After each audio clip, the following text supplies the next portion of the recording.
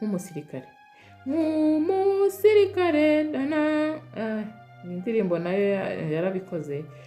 Yari ikurikiwe na Mbwira n'icyambu yamurikiye muri BK Arena 2022, kandi uyu mutipe yicisha bugufi, ari very humble, yigira simple, wamwandikira akagusubiza, uramufollowinga akagufollowinga.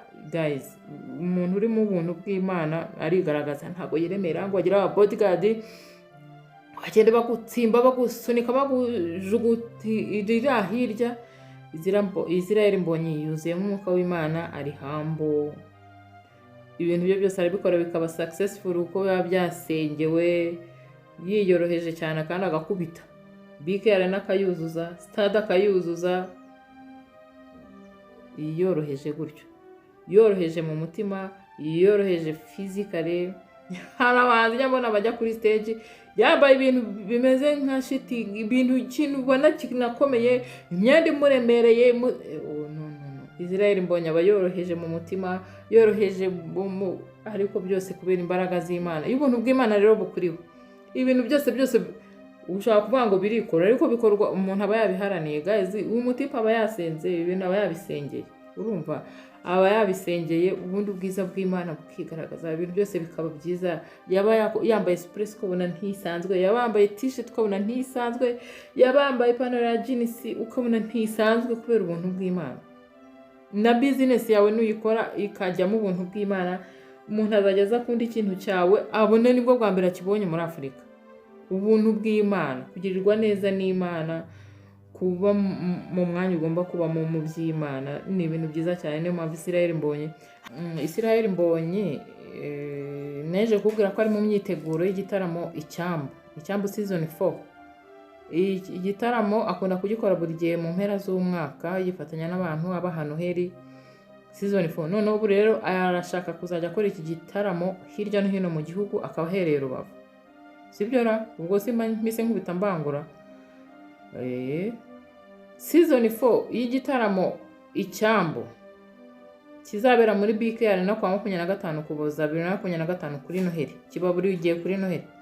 Israel Mbonyi, umuhanzi wa gospel wamamaye ukomeye mu Rwanda, yamaze kuvuga yuko noneho ari gutegura ikindi gitaramo gikomeye kizabera mu karere ka Rubavu ku kibuga cya Nengo ku itariki ya mbere Mutarama 2026. Nukuvuga ngo kuri 25 kuri Noheli azadutamo Noheli, ku ya mbere z'ukwa mbere 2025 adute mu Bunani. Kigali BK Arena 2020 kuri 25 kuri Noheli z'ukwa 12, 25 z'ukwa 12, hanyuma ahita yambuka duhe n'Ubunani kuri itariki ya mbere z'ukwa mbere 2026 i Rubavu ku kibuga cya Nengo, niho azakorera igitaramo.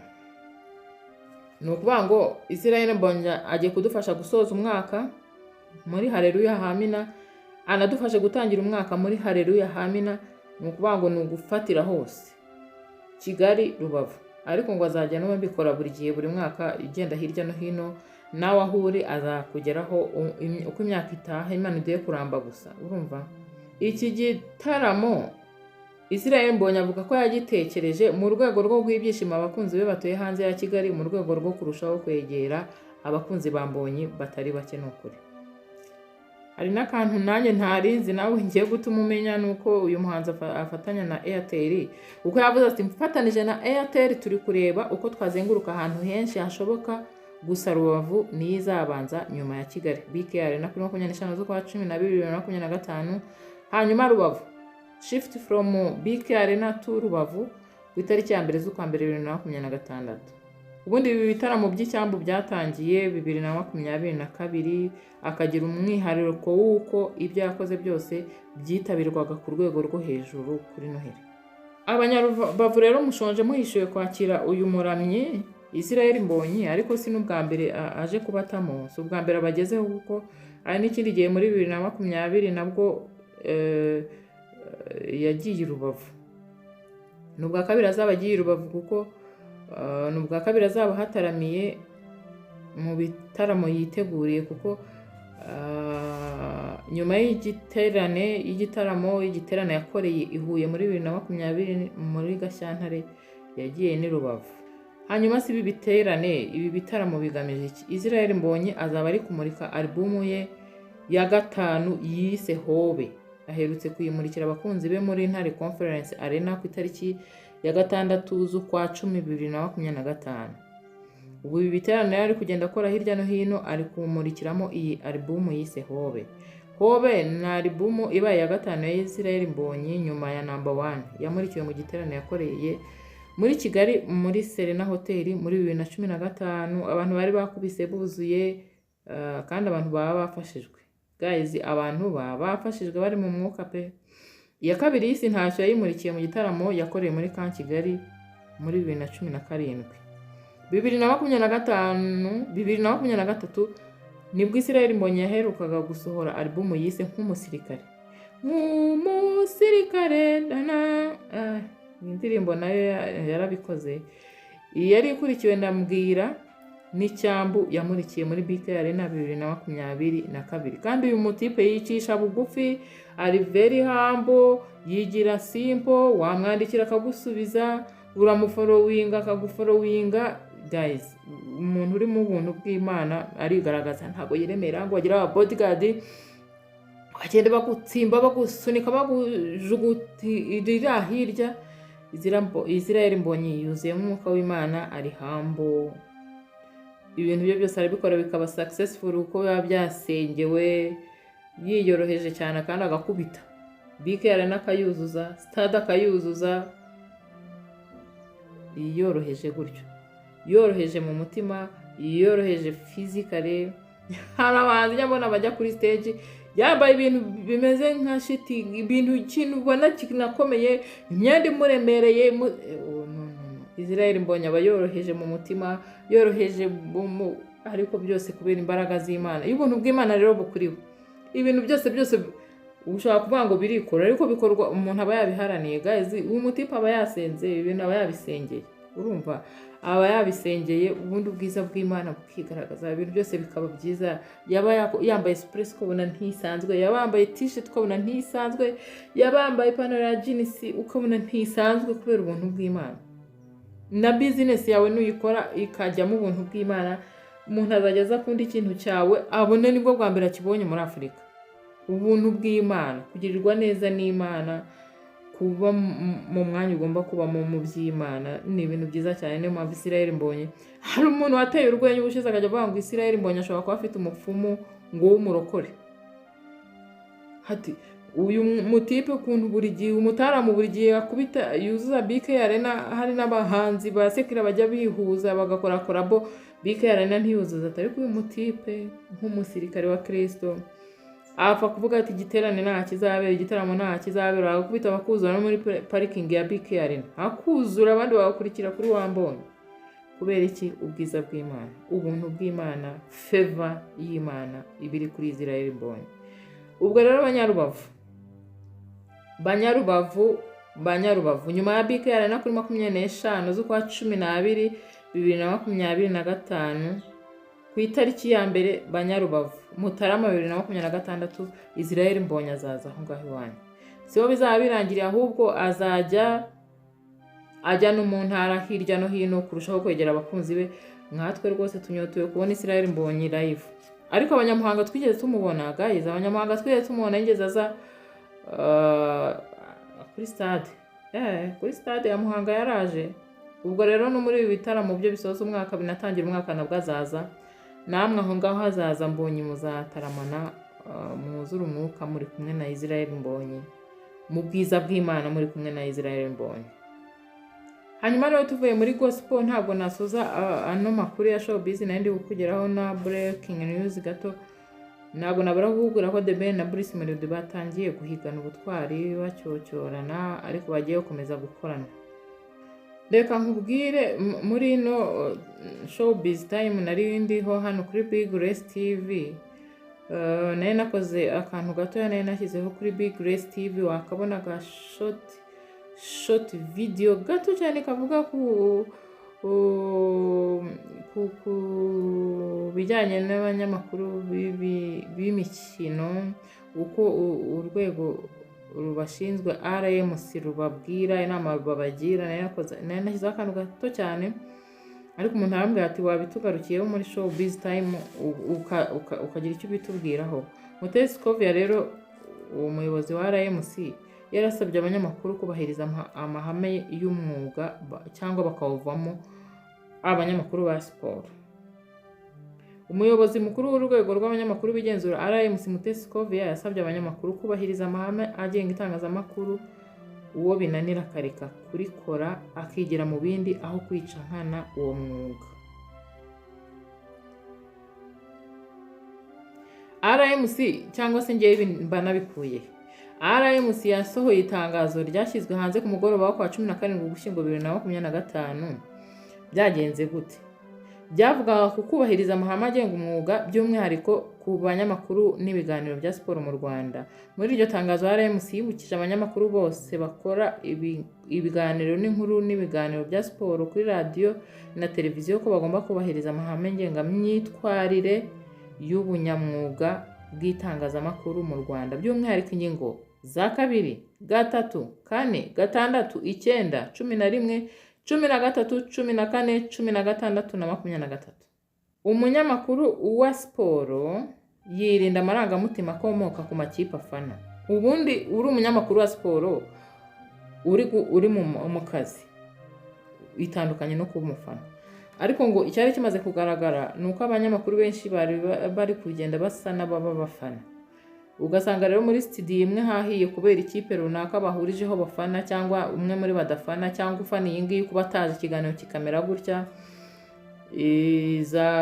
Ikipe zikiri ntoya zikabirenganiramo, urumva ni nk'ibyo mbese. Urumva umunyamakuru ngo yirinda amarangamutima akomoka ku makipe afana, ahubwo akaba ari ngombwa gutanga amakuru mu buryo buboneye, butabogamye kandi bushyira imbere ukuri n'umunyamwuga.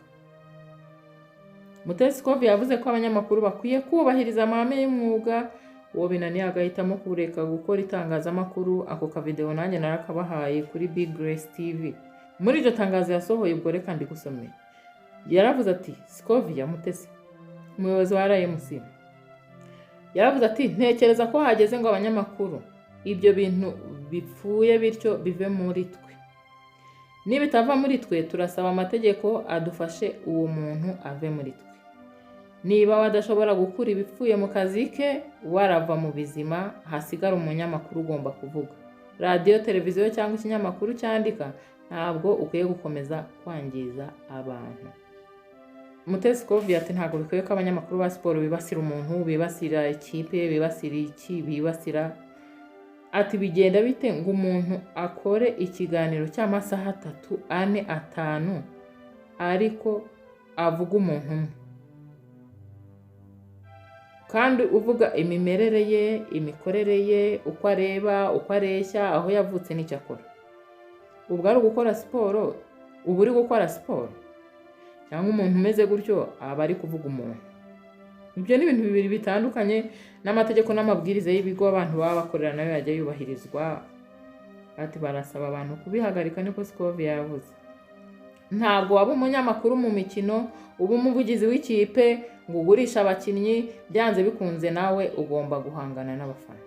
Niba rero ari ibyo bitanga amafaranga, itangazamakuru rikaba ritayafite, sohoka jya ku isoko ujye mu bitanga amafaranga, ureke kuvanga ibintu, ureke kuba umufana, ube ngo n'umunyamakuru wa siporo. Abantu nibagerageze bahagarike. Ziko abanyamakuru bari hano bafite ubushobozi bwo gukora. RMC ivuga ko iri mu nzira zo guhana umunyamakuru, kandi babikora gute? Harimo kumuhamagaza, kumwihanangiriza, gusabwa gukosora ibyo yakoze. Hari radio imwe numvise bwakeye ivuga ngo mbere yo gutangira iki kiganiro turabanza gusaba imbabazi, atejo twahaye abantu kuduhamagara kuri iki gitangazamakuru, umuntu atangira atukana, ati byaduciye muri humye ntitwahise tumuhagarika nk'uko atari ko dusabye imbabazi. Urumva RMC iramuhamagaza, ikamwihanangiriza, agasabwa gukosora ibyo yakoze bidakwiriye, akanasaba imbabazi. Ibyo numvise abo bantu babikora. Kwamburwa ikarita y'akazi cyangwa gusaba rura ikaba yakura ku murongo igitangazamakuru cyananiranye cyanze kubyumva. Nubwo aba avugira itangazamakuru, Mutesi anasaba abayobozi b'amakipe, abaza federasiyo n'abayobozi mu nzego zitandukanye za siporo kugira umuco wo gutanga amakuru mu kwirinda ko hakwirakwizwa amakuru y'ibihuha ashingiye ku kuba umunyamakuru runaka cyangwa ku kinyamakuru runaka kigize gutya kikajya nko gusa n'ikibasira iyi kipe cyangwa se aba batoza cyangwa aba bafana cyangwa iki.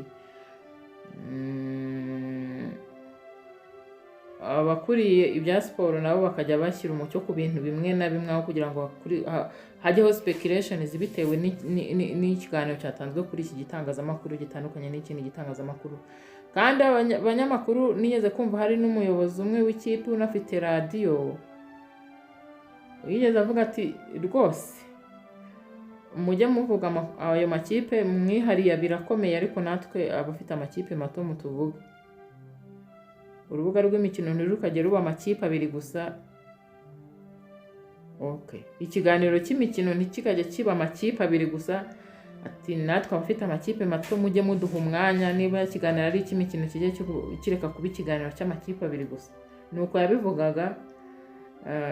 Ni umunyamakuru, afite radiyo, afite ikipe, ari kubwira abo banyamakuru bari bamuhamagaye mu kiganiro cy'amakuru y'imikino ati abanyamakuru bareke kuba abafana. None na RMC nayo nibyo yagarutseho, ati abanyamakuru n'ibitandukanye n'abafana. Niba uri umufana w'iyi kipe bikaba bitari bugushobokere kuza gukora ikiganiro uko ugomba kiri professional nk'uko ugomba kubikora, saba uwo munsi ntiwatendinge ufane, ariko wibivanga ngo uzane amarangamutima atagize. Ubwo ngubwo bakundaga kugenda batunga agatoki amaradiyo, ibitangazamakuru runaka ngo abanyamakuru bigize abafana. Ntago naje kubyamamariza, ntago babintumye, ariko abanyamakuru ba siporo ubwo nibo bari batunzweho agatoki na RMC ikuriwe na Mutesi avuga yuko batazabyihanganira. Hari n'igihe bishobora no kuzasaba izindi nzego zikabyinjiramo, ariko Mutesi agaragaza yuko bitazagera kuri urwo rwego kubera yuko babibereye maso babikurikiranira hafi. Wenda ngana ku musozo nakubwira yuko iri tangazo ryasohowe na RMC, ikigo cy'u Rwanda gishinzwe igenzura ry'abanyamakuru RMC, ryibutsaga abanyamakuru ba siporo ko bagomba gukoresha amabwiriza y'umwuga w'itangazamakuru mu Rwanda. Ibi bikazafasha gukora inkuru n'ibiganiro bikurikiza indangagaciro n'amahame byo mu Rwanda. Reka ngusomere ritangazo nsoza iyi show Biz Time kuri Big Grace TV. Itangazo rya RMC riburira abanyamakuru ba siporo mu Rwanda. Urumva, reka ndigusomere kuko abantu baba bakunda kuvuga ngo ibi bintu muvuga mubikuye he. RMC ni Rwanda Media Commission. Kuwa 17 Ugushyingo 2025. Impamvu kwibutsa abanyamakuru bakora inkuru n'ibiganiro bya siporo. Rwanda Media Commission RMC iributsa abanyamakuru bose bakora inkuru n'ibiganiro bya siporo ku maradiyo n'amateleviziyo ko bagomba kubahiriza amahame ngengamyitwarire y'umwuga w'itangazamakuru mu Rwanda, by'umwihariko ingingo za 2, 3, 4, 6, 9, 11, 13, 14, 16 na 23. RMC irongera kwibutsa abanyamakuru n'abategura ibiganiro bya siporo bikurikira. Imiyoboro ya radiyo na televiziyo ntigomba gukoreshwa nk'urubuga rwo kwihimura, gutukana cyangwa gutesha agaciro abantu cyangwa inzego bafitanye amakimbirane. Ibi binyuranye n'inyungu rusange ndetse bikaba binyuranye n'amahame y'umwuga. 2. Mu biganiro cyangwa mu isesengura rya siporo, umunyamakuru yirinda amarangamutima akomoka ku makipe afana. Ni ngombwa gutanga amakuru mu buryo buboneye, butabogamye kandi bushyira imbere ukuri n'ubunyamwuga. 3. Abanyamakuru bagomba kwirinda kuvuga ku bantu ku giti cyabo bibasira, ahubwo bakibanda ku bikorwa n'ibifatika birebana n'isesengura ry'iyo ngingo. 4. Abanyamakuru barasabwa kudatangaza amakuru bahawe n'abafana cyangwa andi atemejwe hagati mu kiganiro batabanje kuyagenzura no kwemeza ukuri kwayo. 5. Dushingiye ku burebure bw'ibiganiro bya siporo, akenshi bimara amasaha agera kuri 3, abayobozi b'ibiganiro bya siporo turabagira inama yo gufata umwanya uhagije bagategura ibiganiro bya siporo kugira ngo batangaze amakuru yizewe yagenzuwe kandi afite ishingiro. 6 and last, abanyamakuru ntibakwiye kubangikanya umwuga w'itangazamakuru n'ubuvugizi bw'amakipe.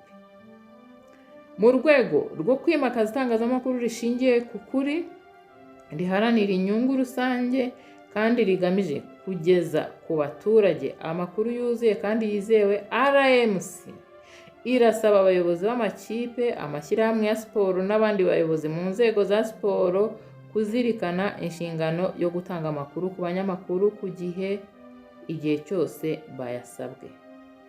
Kwanga cyangwa gutinza gutanga amakuru bishobora guteza urujijo, gukwirakwiza ibihuha no kudindiza itangazamakuru rifite ireme. Icyitonderwa: abanyamakuru batazubahiriza ibyavuzwe haruguru bazahanwa nk'uko biteganywa n'ingingo ya 29 y'amahame ngengamyitwarire y'umwuga w'itangazamakuru mu Rwanda. Murakoze. Mugisha Emmanuel, umunyamabanga nshingwabikorwa wa RMC, niwe washyize umukono kuri iri tangazo. Ni nako dusoje iyi Showbiz Time kuri Big Grace TV. Ndi Marie Grace Bagambake. Ciao.